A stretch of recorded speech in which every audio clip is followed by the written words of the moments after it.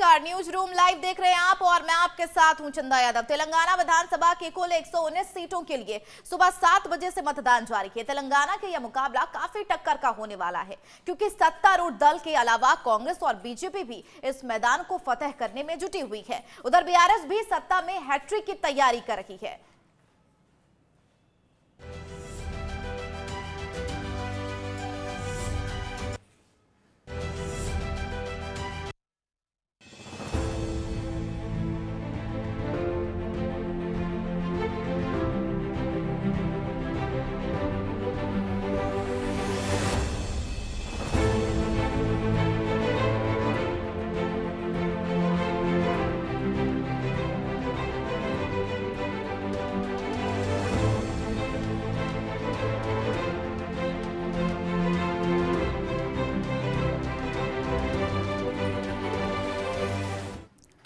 मतदाता अपने भविष्य का फैसला करने के लिए सुबह से घरों से निकल चुके हैं और इतना ही नहीं, मतदान में फिल्मी सितारे भी सुबह से मतदान करते नजर आए हैं। इस वक्त हम आपको 5 तस्वीरें दिखाएंगे टीवी स्क्रीन पर। हालांकि तेलंगाना में आज 119 सीटें पर चुनाव होने हैं। पहली तस्वीर, पूर्व क्रिकेटर और जुबली हिल्स से कांग्रेस से कैंडिडेट मोहम्मद अजहरुद्दीन ने परिवार के साथ वोट डाला है। और इसके अलावा साउथ के सुपरस्टार अल्लू अर्जुन, जूनियर एनटीआर, चिरंजीवी और Oscar winning song Naatu Naatu के म्यूजिक कंपोजर एम किरावणी ने भी मतदान किया है। इसके अलावा एआईएम के प्रमुख असदुद्दीन ओवैसी ने भी हैदराबाद में वोटिंग की है। ये तमाम तस्वीरें, 5 तस्वीरें अपने आप में हैं। उधर भाजपा के प्रदेश अध्यक्ष और केंद्रीय गृह राज्य मंत्री जी किशन रेड्डी, मुख्यमंत्री केसीआर के बेटे और मंत्री केटीआर बेटी कविता ने भी बंजारा हिल्स में वोटिंग की है। तो 5 तस्वीरें टीवी स्क्रीन पर तेलंगाना की आज तस्वीर आप देख सकते हैं किस तरीके से आम लोगों के साथ साथ दिग्गजों ने अपने मताधिकार का प्रयोग किया है। अल्लू अर्जुन से लेकर तमाम जो दिग्गज हैं, तमाम जो सितारे हैं, वो अपने मताधिकार का प्रयोग करते दिखे और इसके साथ ही आम जनों ने भी घर से निकलकर मतदान का प्रयोग किया है। तो ये तस्वीरें आपके सामने टीवी स्क्रीन पर 5 तस्वीरें जो तमाम दिग्गज अपने घर से निकलकर आज अपने मत का प्रयोग किए। चूंकि एक मत बेहद महत्वपूर्ण है, इसी के मद्देनजर तमाम सितारे पहुंचे और वहां पर उन्होंने लोगों से बाकायदा अपील भी की कि आप भी घर से निकले और मतदान करें।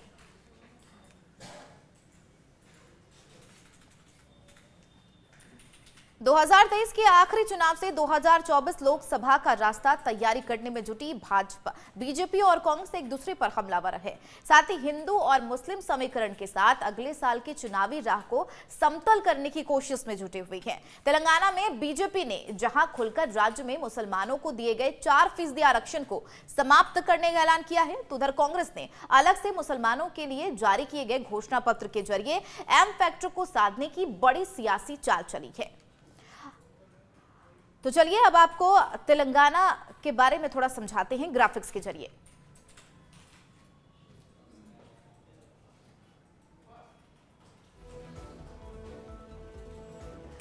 कुल विधानसभा सीटें तेलंगाना की बात कर ले तो 119 सीटें हैं और जिसमें की अगर बात कर ले प्रदेश की आबादी 3.50 यानी कि 4 करोड़ और इसके साथ ही मुस्लिम आबादी की बात कर ले तो उसमें से 13% मुस्लिम आबादी है और इसके आगे 1/3 से ज्यादा मुस्लिम समुदाय की इसमें सीटें आती है। आपको बताते चले 40 सीटों पर मुस्लिम वोटर निर्णायक हालत में है, ये तमाम जानकारी। और इसके साथ ही 16 सीटों पर औसतन 14% मतदान होना है।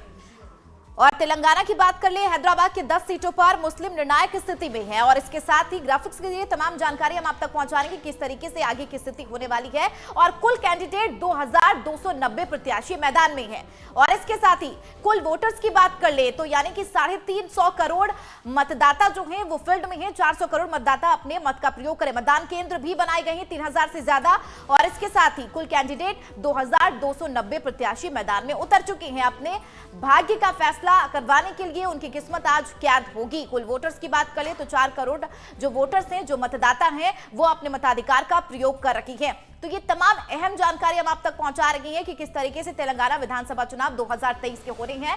119 विधानसभा सीटों पर चुनाव हो रही हैं जिसमें मतदाता जो हैं अपने मताधिकार का प्रयोग कर रही हैं और इसके साथ ही 2000 से ज्यादा वहां पर प्रत्याशी हैं। 35,000 से ज्यादा मतदान केंद्र बनाए गए हैं।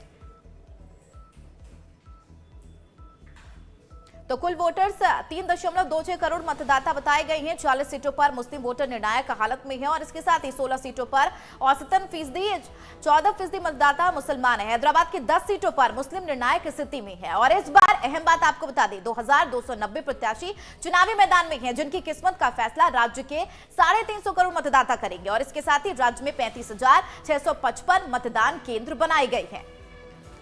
तो कुल कैंडिडेट बात कर ली 2290 प्रत्याशी हैं और इसके साथ ही तमाम जो मतदाता हैं वो अपने मताधिकार का प्रयोग कर रही हैं।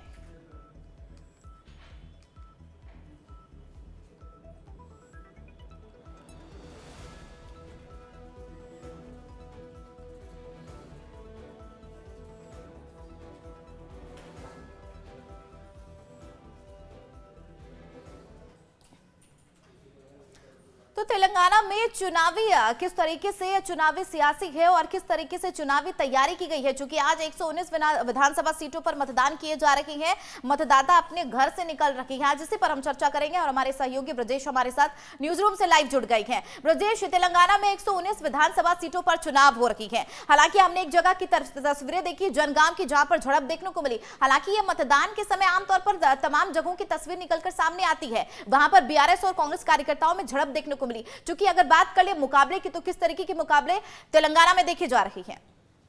जी चंद्र, देखिए सुबह 7 बजे से मतदान शुरू हो गया है। तेलंगाना में तमाम राजनीतिक दलों के बीच में मुख्य मुकाबला है, जो कि कांग्रेस, बीजेपी और बीआरएस में मुख्य मुकाबला देखा जा रहा है। उससे पहले राज्य में छोटी मोटी हिंसा की घटनाएं भी सामने आई है।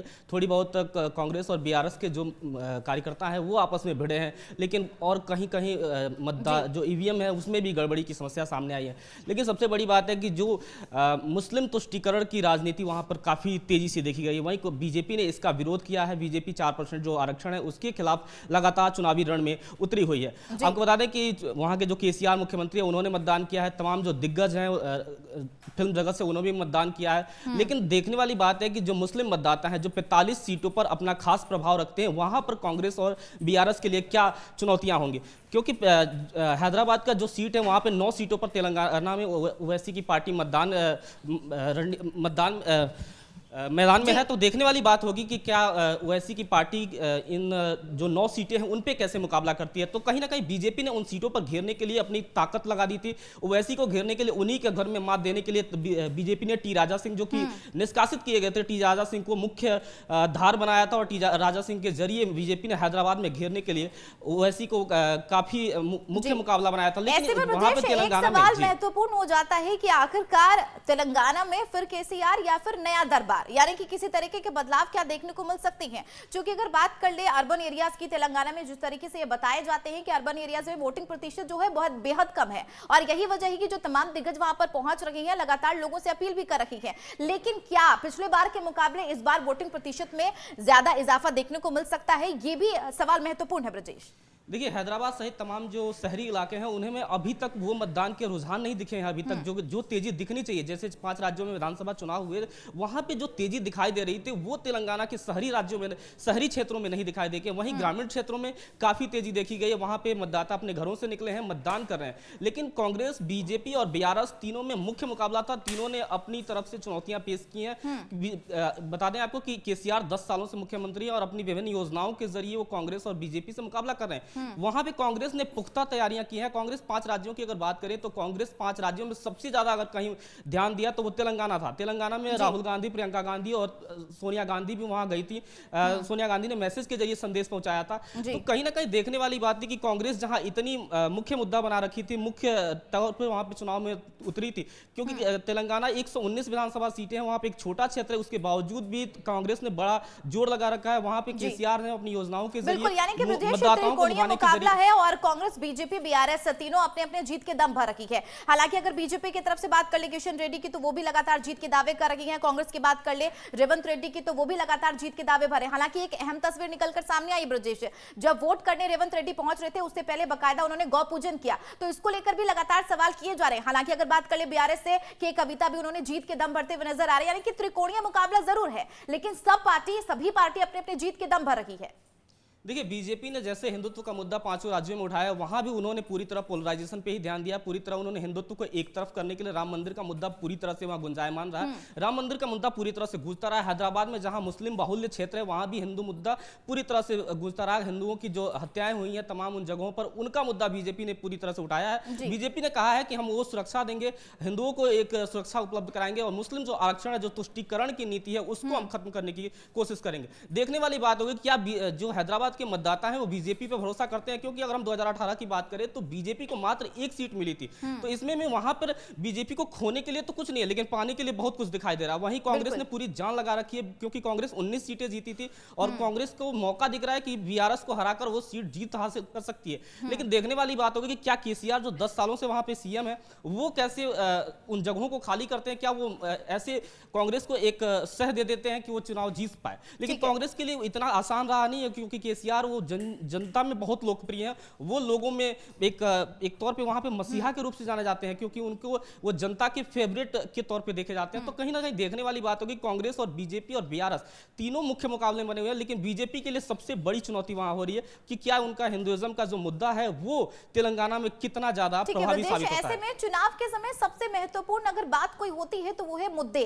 कौन कौन से ऐसे मुद्दे हैं जिसको लेकर तमाम पार्टियां जीत के दावे भर रही है। हालांकि केसीआर को लेकर लगातार जो विपक्षी पार्टियां हमलावर है कि भ्रष्टाचार हुआ है, तुष्टीकरण हुआ है, और खास करके एक अहम मुद्दा जो है वो लगातार सुर्खियों में रहा है हैदराबाद के नाम बदलने को लेकर, और साथ ही यूनिफॉर्म सिविल कोड को लेकर भी रखे। तो ये ऐसे तमाम मुद्दे हैं जो लगातार विपक्ष जो है हमलावर रही है सरकार पर। देखिए, हैदराबाद का नाम आज से बदलने की बात नहीं हो रही। मुख्यमंत्री योगी आदित्यनाथ जो उत्तर प्रदेश के मुख्यमंत्री हैं, उन्होंने कहा था कि भाग्यनगर करा जाएगा।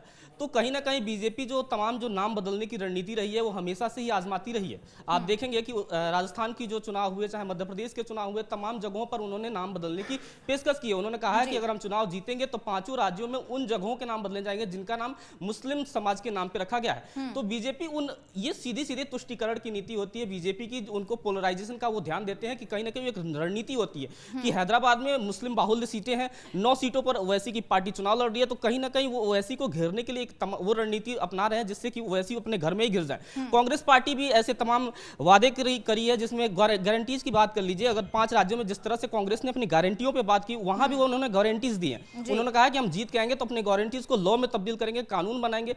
तो देखने वाली बात होगी कि क्या हैदराबाद की जनता इनकी गारंटीज और बीजेपी की जो नाम बदलने की रणनीति है उस पर भरोसा करती है, या हैदराबाद में जो एजुकेशन परसेंटेज है, क्या शिक्षा के तहत विकास के मुद्दे जो हैं उस पर भरोसा जताती है।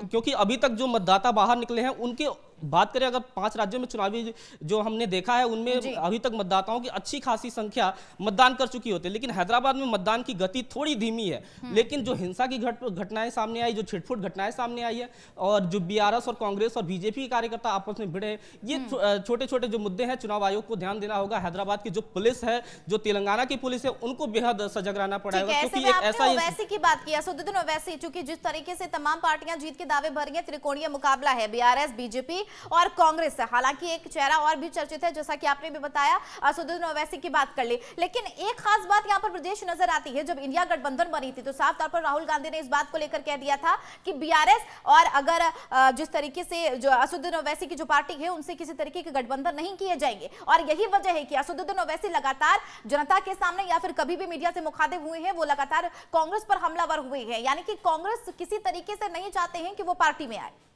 देखिए, इंडिया गठबंधन जो बना था उसमें कांग्रेस पार्टी ने और तमाम उन दलों ने ओवैसी की पार्टी को दरकिनार कर दिया था। तो ओवैसी की पार्टी के पास एक दर्द तो है ही, लेकिन वो बीजेपी पर खुलकर हमले नहीं करते हैं। बीजेपी को कहीं ना कहीं उन्होंने तेलंगाना में नहीं घेरा है, तो कहीं ना कहीं कांग्रेस और इंडिया गठबंधन के पास एक मौका तो था ही कि तेलंगाना में उनको घेरा जाए, और तेलंगाना में उनको घेरा है। 9 सीटों पर उनको सीमित कर देना ये बहुत बड़ी बात होती है। हैदराबाद में एक मुस्लिम जनसंख्या है, 45 सीटों पर मुस्लिमों की बहुत बड़ी आबादी है। एक मोड़ देने वाली जनसंख्या है, मुस्लिमों की 45 सीटें कम नहीं होती, एक बहुमत की संख्या है। लेकिन वहां पर जब वो तेलंगाना में, हैदराबाद में पार्टी को घेर देते हैं ओवैसी की पार्टी को, तो कहीं ना कहीं ये देखने वाली बात होगी कि कांग्रेस पार्टी ने जिस तरह से इनको फ्रंट फुट पे नहीं आने दिया, फ्रंट फुट से बाहर रखा है, तो आपको ये देखेंगे कि इसका रुझान जो मतदाताओं ने किया है, और मतदान की जब ये पोलिंग, जब इसके रिजल्ट आएंगे 3 तारीख को, तो देखिएगा कि कैसे ये सीटों के रुझान में तब्दील होगा। तो कहीं ना कहीं ये देखने वाली बात होगी। और कांग्रेस पार्टी ने जिस तरह से मुस्लिमों को अपनी तरफ रिझाने की पूरी प्रयास किया, तो ओवैसी की पार्टी से कहीं ना कहीं मुसलमानों का रुझान जो है वो छिटकता नजर आ रहा है। तो हैदराबाद में 9 सीटों पर इस बार देखने वाली बात होगी कि 9 सीटों पर कितने ओवैसी की पार्टी की जीत हासिल होती है, क्योंकि कांग्रेस और बीजेपी ने टी राजा सिंह, एक बड़ा नाम मैं बता रहा हूं, टी राजा सिंह। तो इस बार देखना यह है कि मतदाता किस पार्टी को फिर तेलंगाना की कमान सौंपेंगे, क्योंकि शाम 6 बजे तक वोटिंग होनी है, उसके बाद ही सारी चीजें साफ हो पाएंगी। हालांकि परिणाम में भी ज्यादा वक्त नहीं है, क्योंकि 3 दिसंबर को सारे परिणाम कांच के शीशे की तरह साफ हो जाएंगे।